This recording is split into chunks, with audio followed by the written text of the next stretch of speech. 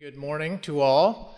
I don't think I got the email that said my remarks were supposed to be fun, so I think they may be a little bit more serious than had planned. But let me just start by saying how honored and privileged I feel to be standing here today. It is an honor to have been selected as your new CEO. I'm committed to continuing the work that AWC is known for, and look forward to working with all of you. I would like to thank the board of directors, the search committee, President Roberts, past President Benjamin, those that are involved, for giving me the opportunity to be with you today and share some of my background and experience in working with you. So with that, I think it's important to give you a little bit of background about myself, because my worldview is determined by my experience and my background. Some of you know my story, some of you don't. Having chatted with some of you the other night, some of you said, "Oh, you're coming from Colorado or you're coming from Iowa." But let me just give you a little bit of background. I'm a Washingtonian. I haven't lived in the state since 1987, but I think all of you know, if you're born and raised here, you're always a Washingtonian. This is my home, even though I haven't lived here. I actually grew up on Bainbridge Island. The city of Bainbridge Island was not city of Bainbridge Island when I lived there. It was Winslow. We had one stoplight and I think two places to eat. So things have changed since I have lived there. I went to Washington State University, WSU, and I think you're going to have to help me. I don't know when the name was changed from WSU to WSU Go Cougs. But I'll learn. I'll pick that up. And when I was a senior at WSU in political science, I saw a flyer on the wall that said there was an internship with some organization called the Association of Washington Cities. And at that time, my understanding was the Mayor Pullman was on the board and thought it would be a good idea. And lo and behold, I ended up in Olympia.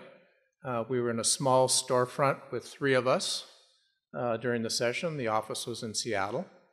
And one of my jobs was to be at the bill room, 7 o'clock every morning in the rain, from the office to the bill room. Some of you who've been around realize that it used to be they printed bills in the legislature. So my job was to go up there in the rain and get 4 sets of bills every day, bring them back to the office, and begins the process of reviewing those. And I was told if it's Title 30, it affects us. I didn't know anything about LEF, I didn't know anything about land use, so I was that first person to take a look at those bills. So things have changed since that time. The storefront was still there. I was in Olympia last weekend. The office is a little bit different than when I was there. I spent 11 years on the staff, and I was very fortunate to be able to be involved in all of what AWC was involved in at the time. Very fortunate to be able to be involved in all of those different things. Involved in being in Seattle when MRSC was in the same building, involved in the decision to move to Olympia because we needed a voice in Olympia. We were having 2 people in Olympia, staff in Seattle, and at that time it made sense that we relocate to Olympia, and here we are today. After 11 years, I was interested in moving on in my career, so I had an opportunity to go to Iowa, and I was the executive director of the League of Cities in Iowa, and spent 5 years there. And interestingly, I've shared this story with the board and the search committee, but when I went to Iowa, I discovered that they had 953 incorporated municipalities. So we have 281 here, but when you think about a state like Iowa with 953, and half of those were less than 500 population. So our job was to work with all of those communities throughout Iowa. And the agricultural base and the being in the Midwest was really a great experience for me to learn more about what it means to have a community in small pockets around that state. We had very similar programs. We had insurance programs. We had workers' comp programs. I think what I learned there was the importance of the cities getting together and working in a collective fashion. Those kinds of programs were just critical to the smaller communities, much like what we operate here. Some people will tell you then I went to the dark side for a couple of years. After being in Iowa for 5 years, I had a chance to go to Colorado, where I was the executive director of the State Association of Counties, which was a great experience learning more about county government, I got involved in property tax issues while in Colorado, health and human services issues, land use issues, but from the county perspective. And I think what I pulled from that experience was the importance of local government working together. I worked very closely with the Association of Cities there, the Schools Association, and others, because we had local government issues that were important to all of us. And I think that's critical. Those kinds of partnerships are just critical for us. I then had an opportunity to join the American Public Works Association, where I've been for the last 16 years. And I've been working with your public works directors, your directors of transportation, private sector people that work on infrastructure for the past 16 years, both in the US and in Canada. I like to say that I've been involved in issues, infrastructure issues from A to Z, and in fact we have been. I have subject matter experts I can call that are airport management down to zoning and every issue in between for the past 16 years. So I think I bring that to the table as well in working with you. I'm familiar with those issues. I've been working on those issues. I'm familiar with what's been going on in different states and in some of the provinces in Canada. So I guess what I'm saying is I like to think my skill set, my background and experience is a good fit. I think the board thinks so, and I'm really anxious to get on board later in July and begin the process of working with all of you. I did have the chance to sit in on a number of meetings this week. I'm here as an observer. I have been taking a lot of notes. I'm learning.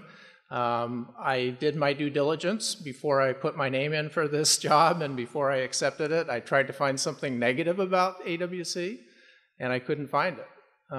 You all know what a great organization it is. I'm proud to be affiliated again with the organization. I was asked to provide a couple of observations, so I just made some quick notes, and I made 6 observations for the week. And I hope that these are true. If not, let me know. But a couple of observations. We have some big thinkers in this organization. The Strong Cities campaign is a unique campaign that is not geared toward next month or next year. So it's great to see that we've got some big thinkers and some people that are thinking into the future here, and how are we going to position ourselves to do what our citizens expect us to do. We have proactive people. I don't think I've heard anyone who's satisfied with the status quo from what I've heard this week. We're always looking for improvement, certainly from AWC's side, but what we're trying to do with your communities, people are not satisfied with the status quo. And I've found that the group as a whole really wants to get out front on some of these issues. Sitting down with the larger cities and having the conversation about homelessness and mental health issues that are facing some of the communities. We're not sitting back and hoping something is going to happen. We've decided we need to be talking with the counties, we need to be talking with the state, we need to be talking with the providers, because if we're going to help solve this problem, we can't wait for someone to come in and do it for us. We have risk takers in this organization. I think back to the time when I was here where an insurance pool was a gleam in people's eyes, which eventually evolved into RMSA, but there was risk involved in that, trying to put a group of medium-sized cities together to do that kind of a program.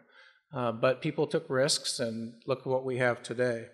We have a staff group whose job it is to think about strategic alliances.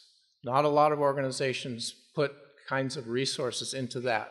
They're thinking all the time about how do we connect with other groups, how do we partner with other groups to advance our agenda. That's a unique situation where we've just said we're going to spend some time thinking about this and create those partnerships. It's refreshing to have that, and I'm looking forward to working with that group. We're also an organization that's committed to diversity and inclusiveness.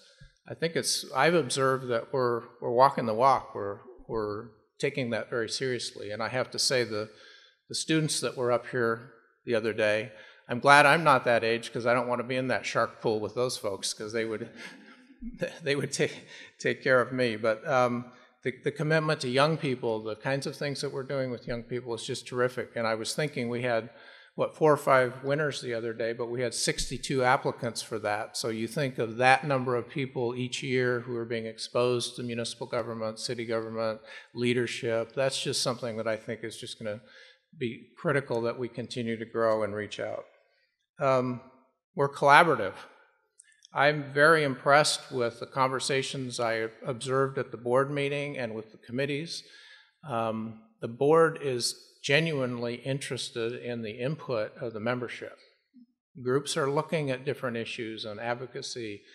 The board isn't interested in just saying, well, we checked this off, we heard from this group. They're seriously wanting that input and listening to the input, and that's going to be integrated into the conversations they're going to have later this summer on advocacy. So they're open to collaboration. They want that input, and they listen and take that very seriously. And that's not always the case in some organizations.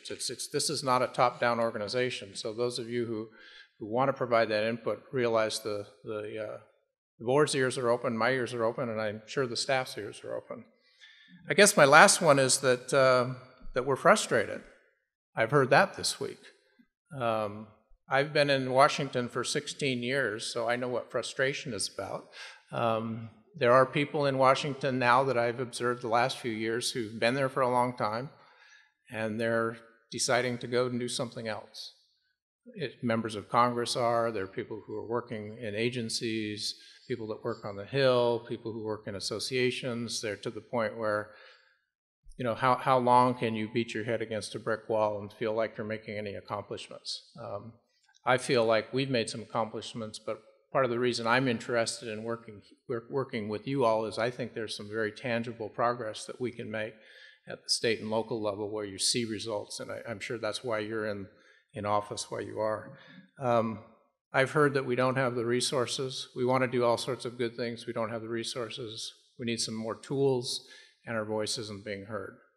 And we need to continue to press on the Strong Cities campaign and make progress and realize it's going to be a multi-year effort. But I've heard no one say, I'm going to throw my hands up and give up. We're going to regroup. We're going to continue to press. And we're going to make sure that the voice is heard both in Olympia and in Washington on issues that are important to us. I would like to add my voice to thanking Luann. I know there's been a lot of love spread around for the staff this week. They've done a terrific job, and Luann has done a terrific job over the last several months making sure that when I come on board, everything's in order, everything's planned, we're on this track, we're moving along, the board is ready to roll, and that's a difficult job to do, so thank you. I appreciate that very much. So I think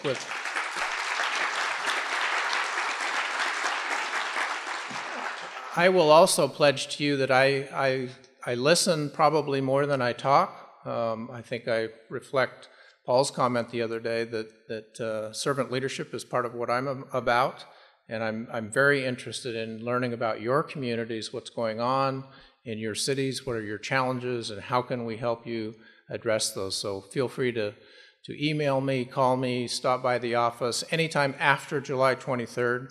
I've got an email address set up, but I've resisted going there because I know once I get in there, I'm going to try to be doing 2 and 3 jobs at the same time. But I do look forward to getting on board. I look forward to working with all of you.